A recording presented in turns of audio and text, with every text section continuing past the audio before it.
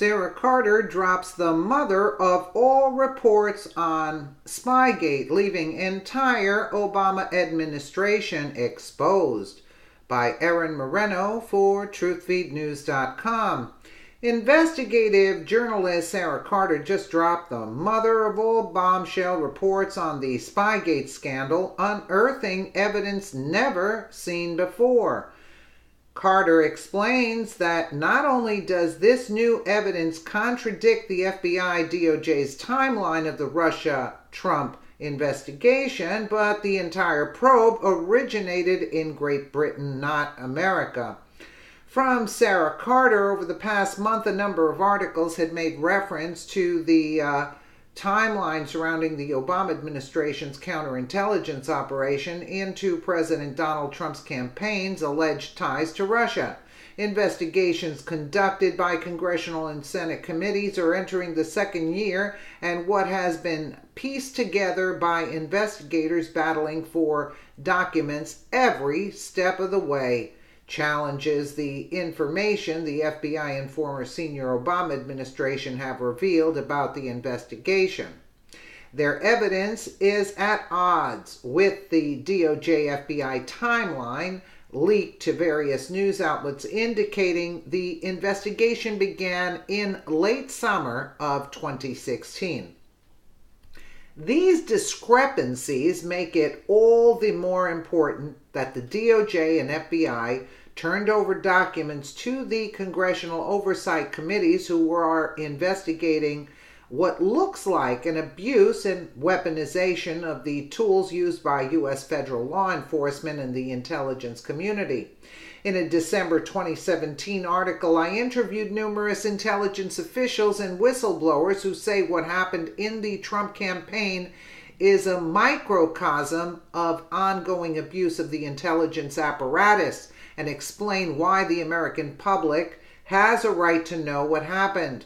But the FBI's Russia-Trump investigation has become more of a Pandora's box, and the revelations lead to multiple unanswered questions on the part of all the players involved. What was the evidence that allowed the Obama administration to open a counterintelligence investigation into the Trump campaign? We still don't have an answer, but we're closer than ever to unraveling what happened and why. If the FBI was truly concerned that Russians were trying to influence the campaign, why didn't the Bureau give a defensive briefing to alert the campaign about these concerns?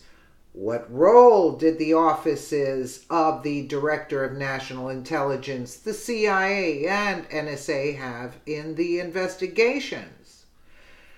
Unfortunately, the FBI and DOJ have stonewalled the American public's right to know, along with congressional oversight efforts, and so many questions are left unanswered. What we do know is that a bulk of the information regarding advisors with the Trump campaign was gathered in England. We also know that Great Britain's intelligence apparatus, along with other allied nations' intelligence networks, were also gathering communications and data on officials of the Trump campaign while overseas. How much information shared with the U.S. authorities, and what was the nature of intelligence sharing?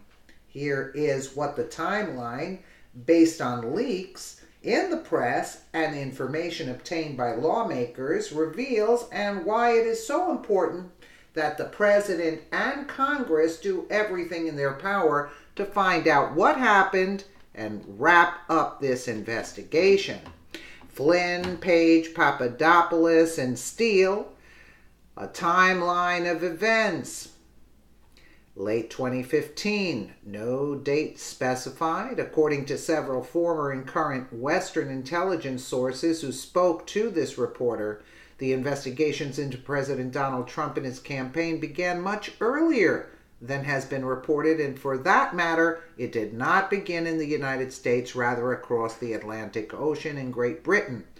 Intelligence community counterparts in Great Britain, specifically GCHQ, which is similar to America's NSA, had already begun looking into what they alleged was contact between Russians and some members of the Trump campaign and played an early prominent role, according to these sources. But whether that information was requested by the U.S. as assistance to an investigation here or whether the British began the investigation on their own is still not clear. The Guardian reported that British intelligence sources shared its signals intelligence on people connected to Trump campaign and the United States. However, the Guardian also reports that Germany, Poland, and Estonia also shared communications related to members of the Trump campaign with the United States. Great Britain, which is part of what is called the Five Eyes Alliance, includes the United States, Australia, Canada, and New Zealand, and the countries often shared signals, intelligence, raw communications between targets they were investigating. If what we are being told is true, who inside the U.S. and British intelligence agencies were aware that members of the Trump campaign had their communications intercepted by British intelligence, purportedly investigating the Russians? Was it the U.S. who asked the British to assist in a counterintelligence investigation? Or did the British do this on their own, as claimed in The Guardian? If this did occur, how directly involved were CIA Director John Brennan and Director of National Intelligence James Clapper in the information being shared by our allies? And how often had American political communications unknown to the public been intercepted by foreign governments for political purposes? Moreover, if members of the administration collect information from allies based on overseas communications between opposition, what happens to that intelligence? How is it safeguarded from abuse? And who or what agency has the oversight? Authority to ensure it is a legitimate counterintelligence investigation. Congressional oversight is always after the fact, and lawmakers have been hampered by roadblocks set up by the DOJ, FBI, and former senior officials of the Obama administration, who either have withheld documentation, evaded answering questions, or lied. If what the British and Western intelligence officials are saying is true, then the investigation into the Trump campaign began much earlier than the FBI's claim at the end of July of 2016. More importantly, our allies may have been collecting more communications than we're aware of on Trump campaign officials and volunteers. What we do know is that National Security Advisor Lieutenant General Michael Flynn, Carter Page, a short-time foreign policy volunteer for the campaign, Paul Manafort, a short-term campaign chair, and George Papadopoulos, a young short-term foreign policy advisor, were all caught up in the SPYGATE dragnet. December 10, 2015, retired Lieutenant General Michael Flynn, who was the former head of the Defense Intelligence Agency, goes to Moscow to give a speech at an event held by Russian television, a Russian government-funded news agency known as RT, and Flynn was paid $45,000 through his speaker's bureau, which arranged for him to speak at the event. Jill Stein, who was the Green Party's presidential candidate, was also seated at the same table as Flynn, along with the Russian president, Vladimir Putin. Yeah, I know the story. This is, they reported on that. Yet nobody investigated Jill Stein, but let's go after General Flynn. Look, the thing was set up through Hillary. That's why the FBI and the DOJ and the senior officials of the Obama administration are withholding documentation, evading answering questions, and lying. That's why. Because it was set up by Hillary.